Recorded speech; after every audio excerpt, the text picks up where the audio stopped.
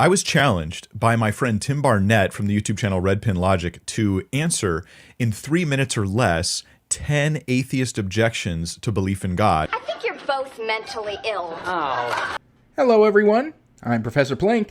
I respond to various theological and ideological questions and claims from a rationalistic and naturalistic approach in an effort to give and explain the opposite viewpoint and help to balance the conversation.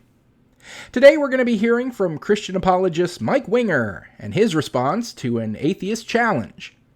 Now, of course, the simplest and most direct atheist challenge is one that every apologist of every religion has consistently failed at time and again. And that is to simply prove that your God exists. The problem with that challenge being that they think they are providing evidence that their God, at least to their own satisfaction, actually exists, and that us non-believers are just being stubborn and obstinate in our unrighteousness. They'll frequently point to passages in the Bible, or whatever their preferred holy book happens to be, and insist that it proves that their God exists and that their faith is true, never seeming to realize that any holy text is the claim, not the proof of the claim, because you can't use a claim to prove itself. That's textbook begging the question fallacy, which is any form of argument where the conclusion is assumed in one of the premises. And other so-called proofs fall under various other fallacies. The watchmaker argument is a false analogy fallacy. Everything looks designed, therefore it must be, because I can't imagine it happening any other way, is an appeal to ignorance or a personal incredulity fallacy, and so on and so forth. And so, since apologists can rarely see the holes in their own line of thinking that are big enough to drive a truck through, the basic challenge of proving their own religious claims tends to fall on deaf ears, because they remain erroneously convinced that they and others of their ilk have proven their God and their faith to what should be considered by anyone to be satisfactory levels. And so, if non-believers are intent on trying to cut through their indoctrination and religious programming, we need to dig a little deeper and try to come up with additional challenges as a way of showcasing the flaws in their reasoning. And truly, it is understood that for many, perhaps even for most of the fervently faithful, doing so is going to be like talking to a brick wall, or trying to bring down a brick wall with a barrage of tennis balls. But there's no shortage of formerly religious, now atheists, who started their deconversion by way of the cracks in their religious foundations that were caused by the very kinds of challenges that Mike's going to be addressing today. So even if he can come up with answers to them to his own personal satisfaction, by pushing back against the bad arguments of the likes of Mike and others, we can continue showcasing just how flawed their reasoning is, and perhaps bring more formerly faithful into the freedom of non-belief. So to that end, let's let Mike get the ball rolling and hear how he responds to this atheist challenge. But before we get to that, if you end up liking what you see in this video and would like to help out the channel, make sure to subscribe and click the bell so you'll always be notified when new content comes out. Check out my social media, including my Patreon, Twitter, and Blue Sky, all linked in the description. And of course, like this video, pop in a comment. All that goes a long way towards pleasing the YouTube algorithm, who knows that liberated living lets logic lead, leaving legendary lies laying low, living lucidly, letting love lead, lasting legacies largely lay liberated, leaving limiting lunk-headed legacies laying. May it keep my channel motoring along. Now on to today's video. I was challenged by my friend Tim Barnett from the YouTube channel Red Pin Logic to answer in 3 minutes or less 10 atheist objections to belief in God. In fact, this comes from a YouTube comment from an atheist named Brian Doyle, who says that this is 10 ways to prove that a God does not exist. You know it's an atheist because he puts God in lowercase g unnecessarily, just to get you. It's not just to get you. I never capitalize God when I'm typing, usually for social media posts. Check me out on Blue Sky, Twitter's a dumpster fire. And I don't do that to stick it to or to annoy Christians. I do it because I have no reverence for any God being, and the word God itself is a common descriptive noun. It's not a proper name. I also don't capitalize words like dog or cat or lawyer or doctor or robot or alien. Common nouns don't get capitalized. And, of course, God is not the name of the Christian God. That would traditionally be Yahweh, which I would capitalize as it is a proper name. I'm sorry that the rules and standards of how the English language works exist, Mike, but yeah, this is also another small example of the consistent Christian persecution complex. Oh, the only reason someone who doesn't believe in your God or religion would ever not give your God concept special treatment and improperly capitalize a word that has no business being capitalized, and only ever was so because of the special privilege that Christianity has long held in Western society, is only doing so because they're trying to get under the skin of Christians. No, Mike, you don't occupy enough space in my mind that I care enough to get under your skin with a simple non-capitalization. I don't capitalize the word God because there's no reason to capitalize the word God. Unless I was taught to do so by a hegemonic Christian ideology and never thought better of it. It's the same reason I say BCE instead of saying BC. I'm not trying to annoy Christians by going with before Common Era instead of before Christ. I'm doing it because it's more accurate and because I owe no allegiance or deference to the preferred Christian way of doing things, and that's because I'm not a Christian. So I accepted Tim's challenge to try to, in 3 minutes or less, do this. He's going to do it on his channel as well. Here's my attempt to defuse the atheist bomb in 3 minutes. 10 reasons that you would stop being a believer in God. Some of us are already there, Mikey. And proud of it. Let's see if I can do this and keep us all from becoming atheists in the next 3 minutes. And I'm pretty sure that you can't answer these challenges, at least not to my or any other non-believer's satisfaction. And as far as everyone becoming an atheist, or at least religiously unaffiliated, hey, train's already left the station on that one, and your side of the aisle is still looking to become an ideological minority within our lifetimes. 10 ways to prove that a God does not exist. Let's get started. Number 1. The fact that a human being has to tell you about the existence of your God proves there is no God. We would be born with knowledge of its existence. Babies aren't born knowing anything at all. How strange to suppose they will be born knowing about God. Not exactly true, Mike. Babies are born with instinctive understandings and drives. Babies don't have to be taught how to eat, for example. Babies don't have to be taught things that make them afraid, like fear of the dark or of growling animals. Babies don't have to be taught that a touch, say from a caring parent, is comforting rather than disturbing.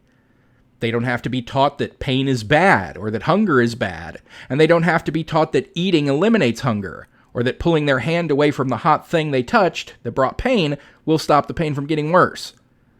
There are a host of things that are born right into us as humans. The idea behind this challenge is that if God was such a ubiquitous understanding of the fundamental nature of reality, and if that God was all-powerful, and desired a relationship with all people, and designed humans intelligently, and put all of our instinctive understandings into us, then it stands to reason that that God would have included innate understanding of his existence as one of those instinctive understandings. The fact that he didn't is a challenge to the idea of an all-powerful creator of humanity who wants humans to believe in his existence. But research has shown that humans are predisposed to believe in supernatural agency behind the world. God belief will crop up in humans unless indoctrination pushes it out. So by your own standard, Brian, this is actually evidence for God. I would challenge one thing you said there, Mike.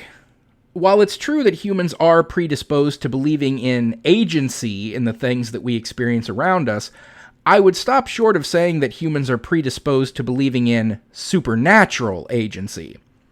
It's not the supernatural that we're predisposed to, it's just the agency. And that has a very clear evolutionary advantage, as is commonly exemplified in the idea that for early humans, hearing a rustling in the bushes and attributing that to a jaguar in the bush, and then running away, leads to a greater survival chance than thinking that it was just the wind that was rustling the bush and potentially being eaten as a result. Now, extend that predisposition of just assigning agency to everything around us to also assigning agency to the things like the sun and the stars and the wind and the rain and everything else. We lacked the ability to place that agency on anything natural, so we defaulted to supernatural concepts, just because we had nowhere else to go with our insistence on assigning agency to everything. But that predisposition is contrasted by another predisposition that's very prevalent in humans, that being our desire to learn what is actually going on in the world around us. According to anthropological and psychological traditions, our species has always strived to understand nature and its complexities. Why does rain fall from the sky? What causes the seasons to change? We want to know why things happen and how to predict their future occurrence. Unfortunately, many events don't have known causes. Rather than accept that we just don't know what's going on in these situations, people often adopt a God of the gaps approach. We reach for supernatural possibilities to explain things when we otherwise lack an empirically grounded understanding of them. But, as the God of the gaps problem for religion goes, the more we learn about how the world actually works, the less space there is for the notion that God did it to dwell. And so, as we progress as a society and as a species, we are more leery of attaching ourselves to supernatural explanations for anything. Because while that may have been beneficial to our survival in the past, it has proven to be an unreliable path to any kind of truth about the real world. And it still doesn't answer the challenge appropriately. If there is an evolutionary advantage to assume agency, and even the supernatural, then you can't use that as a good reason to think that God does exist. And it still avoids the main question of how come the specific God that you believe in didn't put specific instinctive understandings of him into all humans in order for us to not only know him better, but to avoid all the false religions and supernatural concepts that you would agree are bogus. I don't think you properly addressed this challenge, Mike. You were just looking for a way to wipe it aside and to move on. Number 2. A God belief is simply geography. Being raised in a religious home decides which God you believe in. What surprises me with this one is that it's based on an official logical fallacy called the genetic fallacy. Basically, you can't prove a belief wrong by criticizing where it came from, Richard Dawkins. What's equally embarrassing for those who hold to number 2 is that by their own standard, their atheism is just a result of where they were born, and therefore they can't be trusted about atheism. So it's fallacious and self-refuting. Wrong all the way around on that one. For starters, the genetic fallacy is not being employed in this challenge at all. The challenge is not that your beliefs are good or bad or right or wrong based on where they come from. The challenge is simply that your adherence to your belief is predicated on your indoctrination into them. Just as a Muslim's adherence to Islam is likely predicated on being from a Muslim-majority region. Or someone raised Hindu insists on the truth of Hinduism, etc. This challenge has nothing to do with the correctness or incorrectness of your religious beliefs themselves. It's a challenge to your attachment to them. So you're barking up the wrong tree from the start and using that as a way of dodging the entire point of this challenge. Because if you address the erroneous notion of the genetic fallacy being employed, then you can claim that you actually did respond to this challenge when, in fact, you didn't at all. You're just straw-manning the challenge, Mike.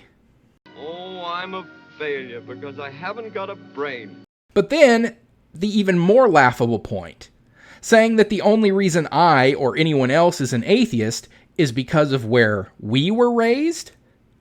For the vast majority of atheists and the vast majority of the world, atheism is a minority position. Though it is undoubtedly growing, apologists love to insist that atheism is just a fledgling minority held by a scant few people. Well, which is it, Mike? Are atheists few and far between? Or are we so numerous that all atheists are only atheists because they come from places dominated by atheism? Atheism occurs in every culture and every country all over the world. Even the countries on this map that have the lightest color, indicating the smallest percentage of atheists, they still have atheists. Like, let's look at one of the very religious, light-colored countries from this map. Say Brazil. Very religious country. Got the big famous statue of Christ the Redeemer located in Rio de Janeiro. And yet, approximately 9.3% of the population in Brazil identifies as non-religious, according to the 2022 census data. Are the atheists in Brazil only atheists because of where they were raised? I don't see how that would be the case. What about another very religious country? Take Saudi Arabia, a place where it's literally illegal to be an atheist.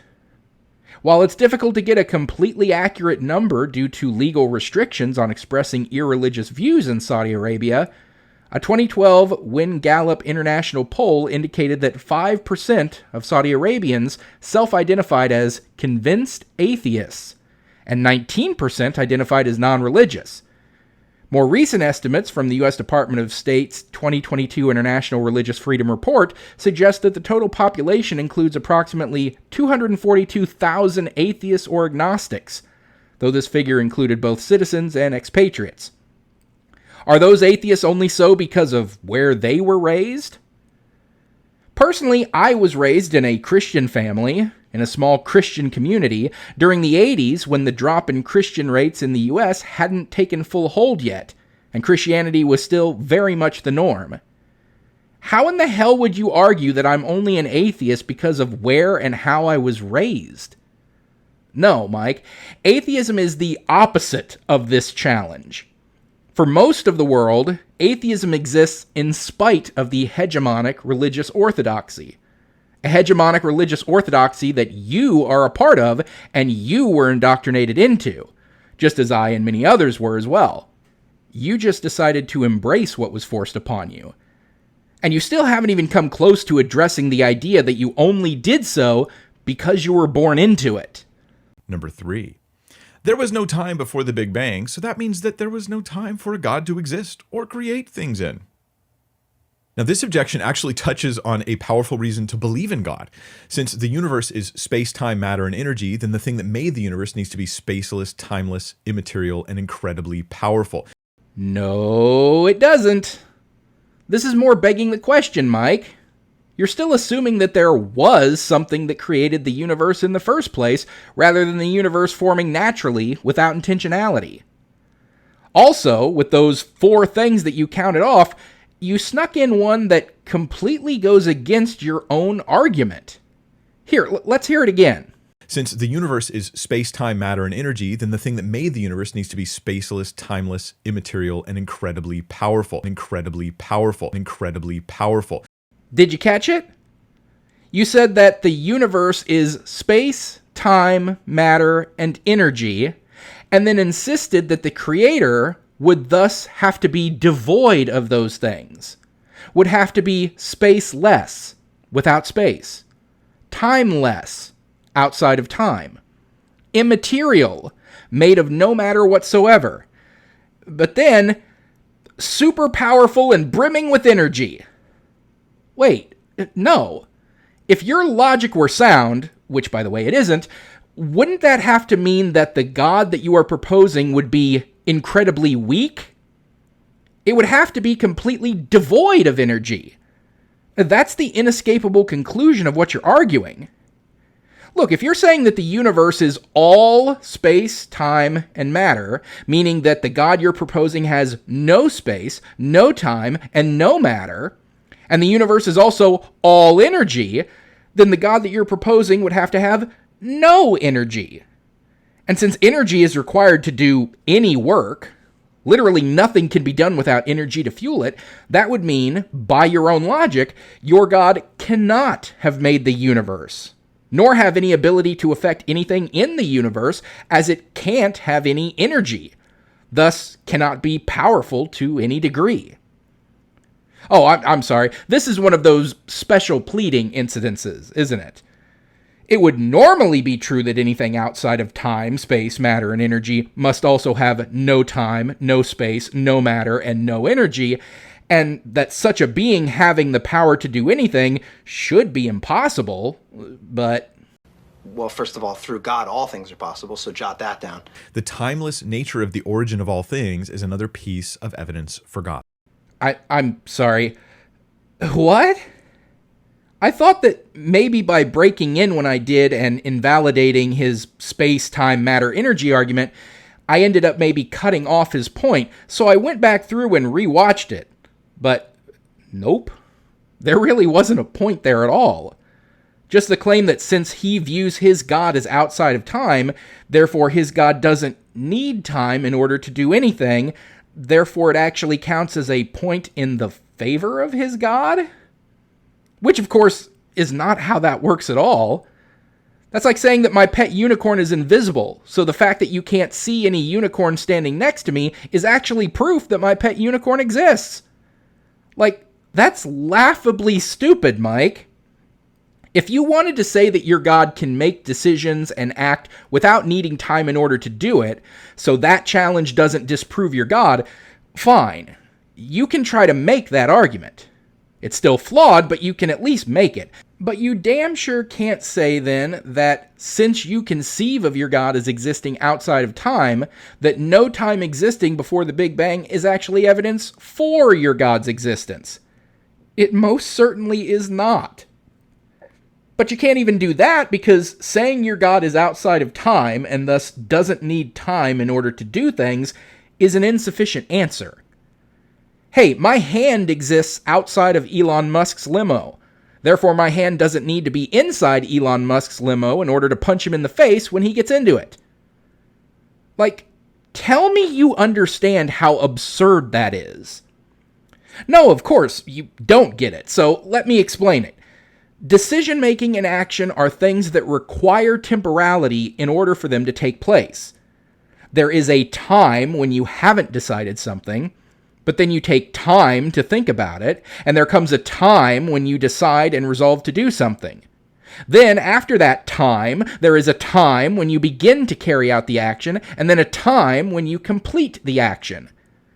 All decision-making and actions are processes that require time in order to happen. To say that your God can make decisions outside of time and take actions outside of time is to colossally misunderstand the very nature of time. Just like my fist needs to be in Elon Musk's limo in order to punch him in the face while he's inside it, your God has to be in time in order to do things that require time to happen. Number 4. The Abrahamic God cannot exist because it wasn't the first God to be created. There are other gods that have been proclaimed to exist before this God. They can't all be true, so if we can deny the existence of one of these gods, we can use the same method to deny them all. This one is seriously confused. It assumes that God was created when Abraham existed, but that assumes atheism to prove atheism. Then it says that if all gods aren't real, then no God is real. That's like saying fake Van Goghs prove there are no real Van Goghs. I'll concede this one. Frankly, I think this wasn't a great atheist challenge to begin with. And your refutation that admitting that there are fake Van Goghs doesn't mean that there aren't any real Van Goghs is actually a good refutation. It's true that just because there are other God concepts, and even older God concepts, that doesn't automatically mean in and of itself that your God concept is false. But I do think there was a glimmer of a salient point in here that was just inarticulately expressed. And that would be that there are lots of other God concepts and faith traditions, some going back even longer than Christianity, and all of which claim to have a stronger and better reasoning and evidence for their God concept over yours. So why should we hold yours as paramount over those other God concepts? I mean, I know you would claim that you have evidence and reasoning that sets your faith apart from theirs, but they claim the same, claiming your religion and your God is as false as you claim that theirs is. Frankly, I agree with all of you when it comes to saying that the other guy's religions are false and that the other guy's God is fake. And also, while there being fake Van Goghs doesn't mean that there are no real Van Goghs, true, there being fake Bigfoot accounts doesn't mean that there are real Bigfoot accounts, and they very well could all be fake. As well with all God concepts. Number 5. God either allows the devil to exist and is an accomplice, or it isn't an all-powerful God. An all-powerful and loving God wouldn't allow the devil to exist. Isaiah 45 verse 7, King James Version. Many reasonable explanations have been offered as to why God allows evil. And if they are even possibly true, then this objection fails. And that's why no scholars today promote this objection. On Isaiah 45:7, where it says God created evil, I have a whole video on that. No good explanations for the problem of evil exist. This goes back to what I said in my intro, that Mike and other apologists like him think that they have good explanations and answers to all atheist challenges, and they may be sufficient for their own satisfaction, but they all fail. Not just fail to be satisfactory answers to atheists like myself, but they logically fail. Not that Mike bothered to give any answers to the challenge of evil in the first place, he just claimed that there were answers that exist. And while, sure, parsing through the lengthy points on both sides of the problem of evil argument would take much longer, and I know he's trying to keep this video short and pithy, it still remains that Mike did not address an atheist challenge by just saying, oh, there are answers for that, I'm just not going to give you any. Moving on. No, common theistic retorts to the problem of evil include things like the idea that God has moral justifications for allowing evil, that we as limited mortal beings just aren't equipped to understand. That God has morally sufficient reasons for permitting the natural and moral evil in the world. Another is the notion that by allowing evil, there is an even greater good that will ultimately be achieved as a result. Again, that we are too small and limited to foresee and to understand. But of course, both of these excuses, and all other theistic excuses in order to get around the problem of evil, run headlong into the same problem. If the God you proclaim has the power to make the world and everything in it any way he chooses, including the power to make the world an evil-free utopia, and still achieve all of the good and all of the benefits that he wants without requiring the evil in order to make it happen, and this God was indeed totally benevolent and wanting the best for all of his creations, then he would have made things that way. Evil existing would have to mean that any creator God either doesn't have the power to avoid it, doesn't have the knowledge of how to avoid it, or doesn't have the desire to avoid it. Any one of which would mean that he isn't the God that Christians describe and conceive of. Or, of course, there's just no God at all.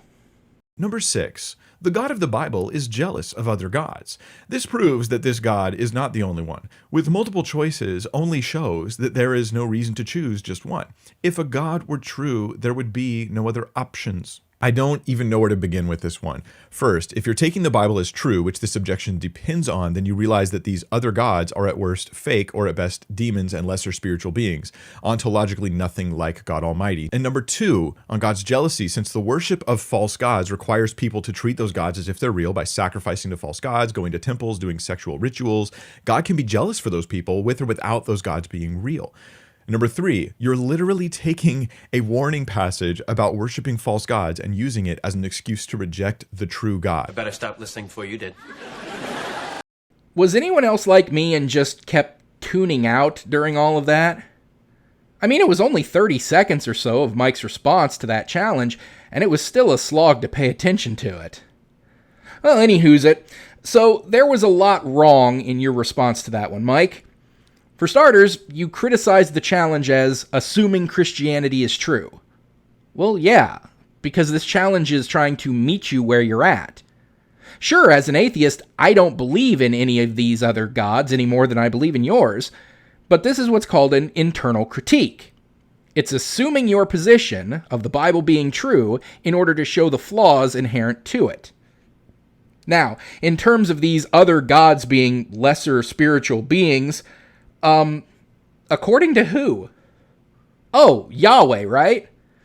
Do you think he might have had a vested interest in insisting that he was the tippy-top god numero uno within his own holy book? Also, this is an example of where biblical and Jewish scholarship go against common Christian teachings. Within Christianity, it's insisted and reiterated again and again that there's only one God. Not one top-of-the-heap god and then a bunch of lesser gods. Within common Christian mythology, there's God, angels, demons, and immortal human souls. That's about it. Now, there may be some variations within those groups, like different types of angels and different types of demons and such, but that's it.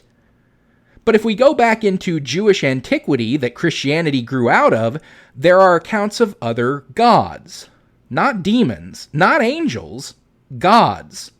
Like gods, for example, like Moloch, or Baal, or Dagon, or Asherah, just to name a few. A whole pantheon of which Yahweh was just one. And what seems to be the case is simply that the branch that favored Yahweh just rose to prominence and overshadowed all the rest, if not warred and genocided them out of existence. And modern Christianity just expanded out of what was essentially an ethereal popularity contest. So, internally, Christianity seems to be full of it to insist that there's only ever existed one God when its own tradition speaks of several. An inconvenient truth that you'll never hear during Sunday sermons today, with them wanting to keep that little nugget away from the minds of the congregation. And gee, I wonder why they wouldn't want to admit that historical reality. And then externally, it seems that one fake religion that was really no better or different than any of the other fake religions won the religion wars and now is trying to rewrite history to exclude all of its contemporaries. Number 7. There is no evidence that spirit energy exists. So we can conclude that psychics, ghosts, and gods are non-existent. Otherwise, God has nothing to be made of. Christianity does not depend on the existence of spiritual energy any more than it depends on the existence of Santa's flying sleigh. God isn't made of something that is part of creation. If he was, it would actually be a good reason to reject belief in God in the Christian sense.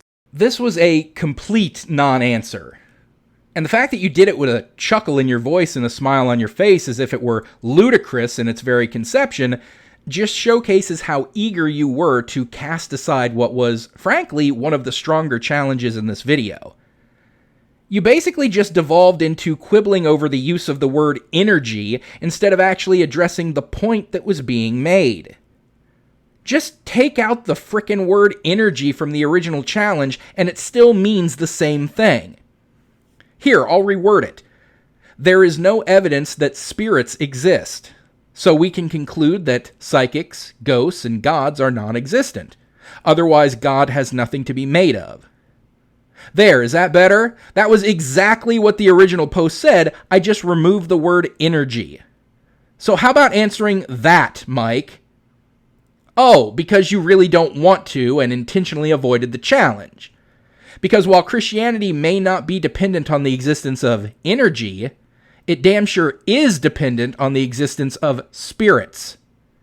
I mean, Father, Son, and the Holy Spirit, for fuck's sake.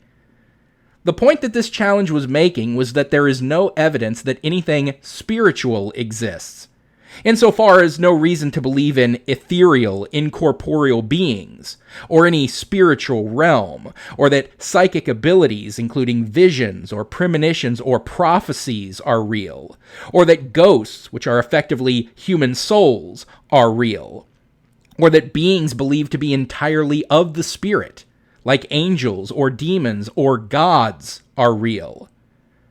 With no conclusive evidence for the existence of such a thing as spirit, only conjecture, hearsay, and inconclusive accounts, then there's no justifiable reason to believe in such things.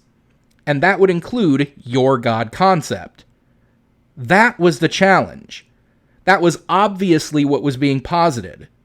And that's what you dodged like a greased pig at a county fair.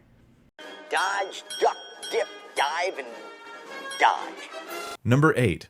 There is no such thing as nothing. For nothing to exist would cause it to be something. Creationists believe that God created the universe out of literally nothing.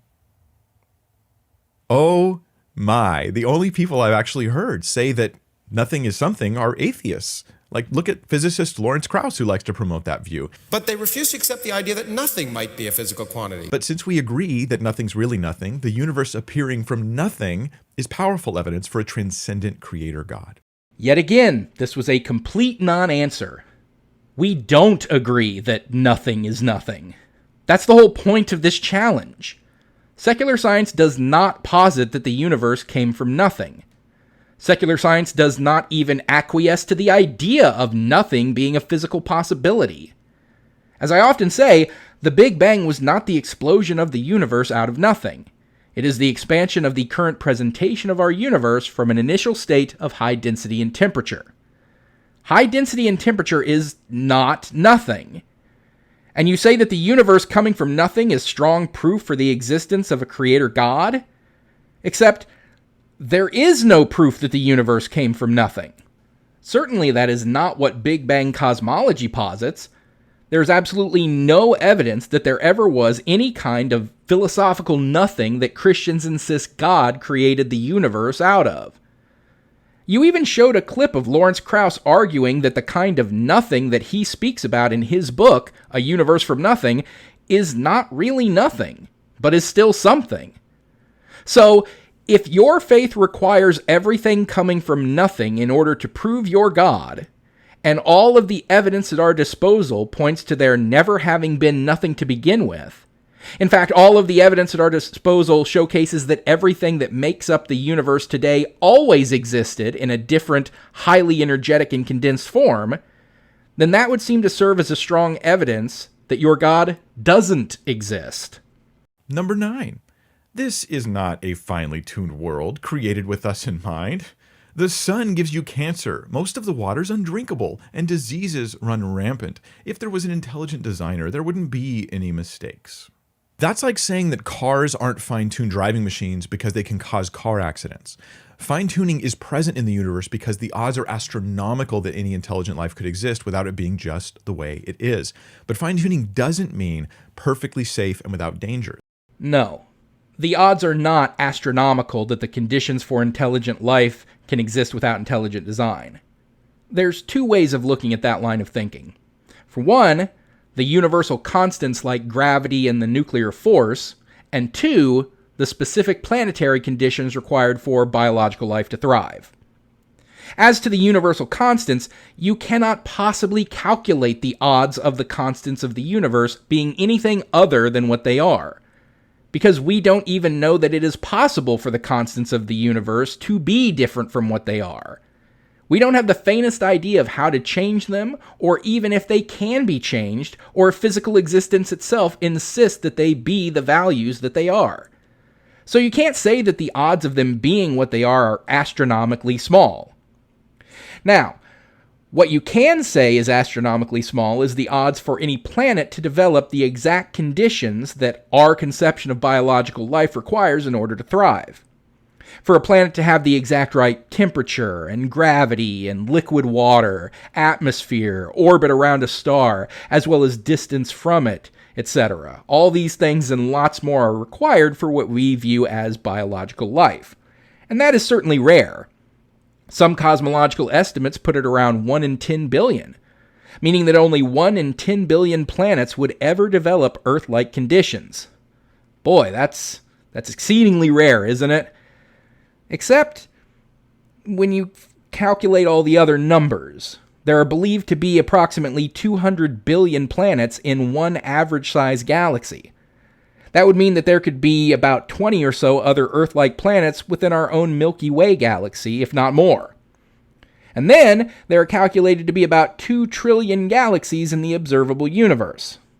Now that would calculate out to roughly 32 trillion Earth-like planets in the observable universe, making our planet just one of 32 trillion Earth-like planets. Suddenly that doesn't seem so far-fetched now, does it? Number 10. Evolution is obviously true. This means that we weren't created by magic and are somehow superior to the animal kingdom. No creator, no God. Evolution, if you do accept it, is just another reason to believe in God. If an explosion can make all this through natural processes, then it was an explosion that was very highly specialized and engineered by an intelligence that wanted this to happen. You are a babbling fool, and we have built a temple to madness. Mike, what in the blue hell does the Big Bang have to do with evolution? I have seriously rewatched that answer 10 times, trying to see how he connected those two, and it's just not there.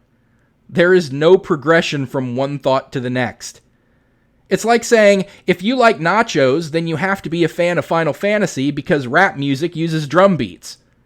Like, that's the level of interconnectedness Mike's final response had. Not just to the initial challenge that he was addressing, but to the other words in his own sentence.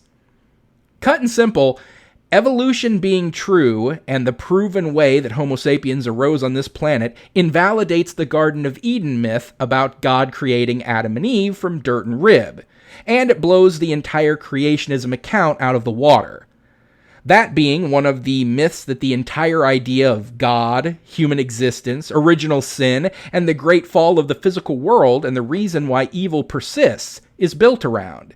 And this means that it being false is a significant blow to the entire belief system, and it's one that needs to be thoroughly addressed. Now, that has nothing to do with the Big Bang. The Big Bang occurred 13.8 billion years ago. Evolution, as a process for the diversification of life, didn't even start until there was life for it to act upon, which didn't happen until about 4 billion years ago. Nearly 10 billion years of time separate the Big Bang from evolution. Not to mention your mischaracterization of the Big Bang as an explosion. Ahem. The Big Bang was not the explosion of the universe out of nothing. It is the expansion of the current presentation of our universe from an initial state of high density and temperature. So, yeah, I would say this was another non-answer, and just seemed another attempt by Mike to dodge the actual meat of the challenge and obfuscate off into something unrelated to the actual challenge. But this was worse. I mean, this was just incoherent babble. This ran close to being the kind of nonsensical ramblings of someone who's suffered a stroke. You aren't sailing past honor for the liking of a room. These questions are birthday basements. To end the blue radish is the upside of luxury, and sparking a good lizard can only make tears fall in hindsight. Puddles do not ask for why not. So that's how I did. Hopefully I defused those 10 issues, 10 proofs before the bomb blew up. I don't know. Maybe we're all atheists now. No, you didn't, and yes, we are. But yeah, that was Mike Winger's rather pedestrian dodging of what were largely valid challenges and criticisms of Christian beliefs.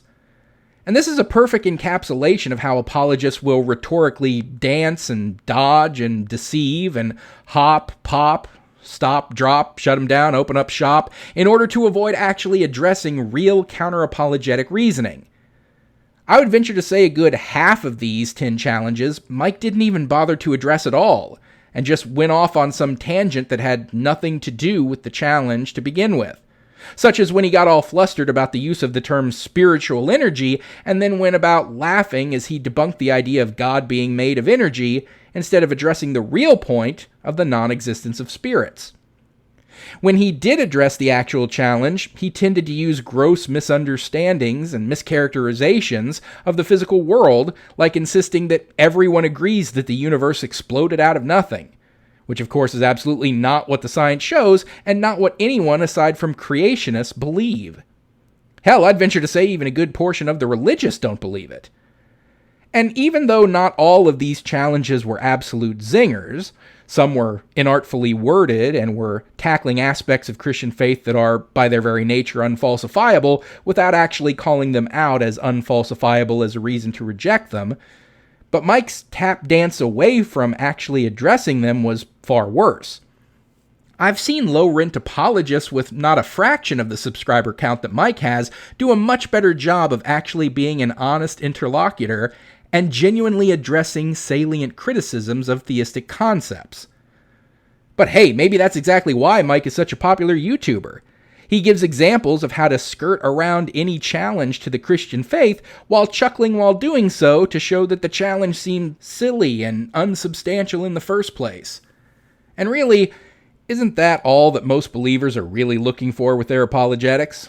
Just strategies for how best to avoid tough questions, and reaffirmations that they are super duper right to believe what they want to believe. But if Mike is the standard bearer for how to avoid critical thinking and actually engage with challenges to your worldview, then the bar is truly sitting on the floor. And so that is where we'll end things for today. So thanks for watching, everyone. Don't forget to like this video, comment, and subscribe so you'll always be notified when a new video comes out. Check me out on Twitter, Blue Sky, and Patreon if you'd like to support my work directly. My Teespring if you want some Plinky merchandise. All that linked below in the description. Special shout out to my most recent super thankers here on YouTube, Salvi Mike and Autumnal Fling. And with that said, until next time, I'm Professor Plink reminding you to keep striving for greater understanding. It's the best way to get wherever you want to go.